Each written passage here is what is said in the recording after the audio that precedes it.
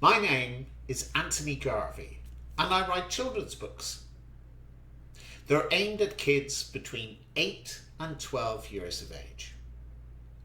Perhaps I've even been to your primary school. Last year, I visited over 50 primary schools throughout the length and breadth of Ireland, delivering creative writing workshops and book reading sessions. Over the next 14 days, I'll be reading the first book in my Gravespeakers series from start to finish over the internet. I'll be reading a chapter or two every single day for the next fortnight. And I thought that you might like to let the kids in your school know that this would be happening. All they have to do to see the different chapter is to log on to gravespeakers.com. And every day there will be a new chapter up there.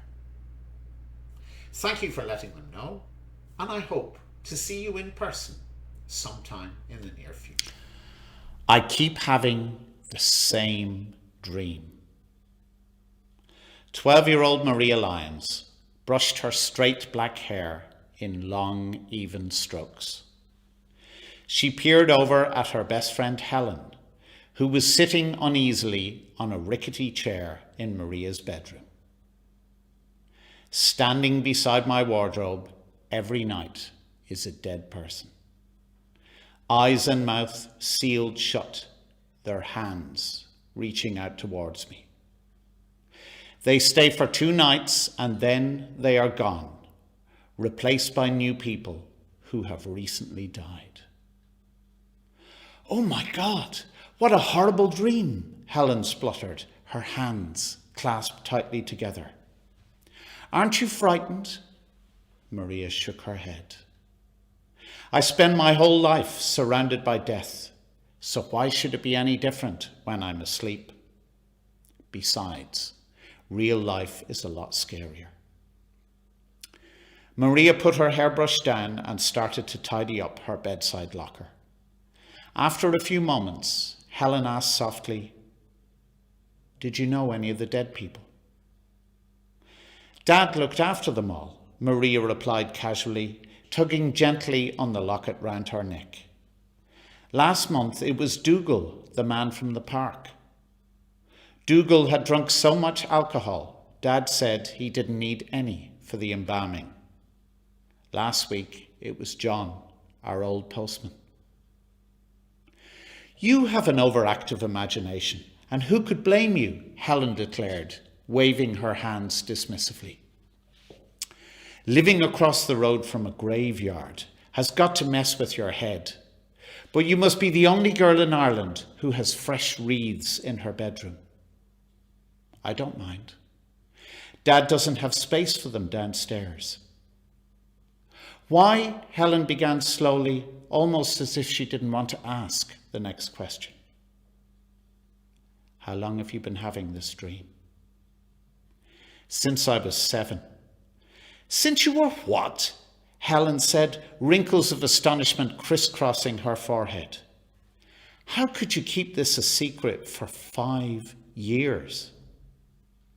"I told Dad when it happened first. He said I had a gift." "What a wonderful way to comfort a 7-year-old child," Helen said sarcastically. "Dad taught me there's nothing to fear because the dead can't harm you. He was right in a way about it being a gift. It can be reassuring. I got to see Auntie Annie after she passed away, and then, of course," Maria added falteringly, "there was Mum." "It would freak me out," Helen gasped, beads of sweat appearing near her forehead. "I don't know how you can be so cool about it." "I've got used to it by now," Maria replied, looking down at her hard hands with her soft blue eyes. "I've even put up some posters so I can look at my favourite bands instead of dead people wiggling their hands at me." Helen shook her mousy brown hair vigorously. She got to her feet, pulled back the curtains and opened the window. As the fresh air streamed into the bedroom, Helen glanced up at the cold, imposing church across the road. The sun was going down, And in the graveyard beside the church, Maria's father was busy digging. Your dad's nearly finished Paul Brown's grave. Helen paused for a moment, as if weighing up the evidence.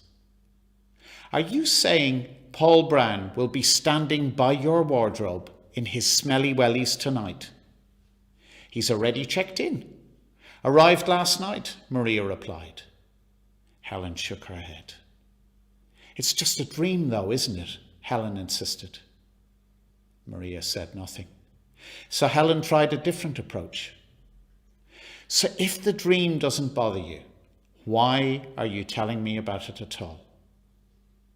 Maria leaned forward excitedly.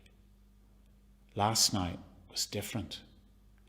Paul Brown was standing in exactly the same spot as they normally do, but this time his eyes were open. Ooh, spooky, Helen replied, her breathing getting a little faster again. Are you sure it wasn't the light from the moon playing tricks on you? A blue light burned in his eyes, and his mouth was open. But there's more, Maria whispered. He spoke to me. What did he say? Just 2 words. Maria spoke in a deep, gravelly voice. Help me. I hope you enjoyed listening to today's episode. Join us again tomorrow for another episode in this exciting series. If you are interested in getting hold of some of the books from the Gravespeakers series, although the bookstores are currently closed, you can still order them online from amazon.co.uk or amazon.com. Simply go to either of these sites, type in the word Gravespeakers, and the full range of options will open up for you there. And do let me know what you think. Looking forward to seeing you again tomorrow.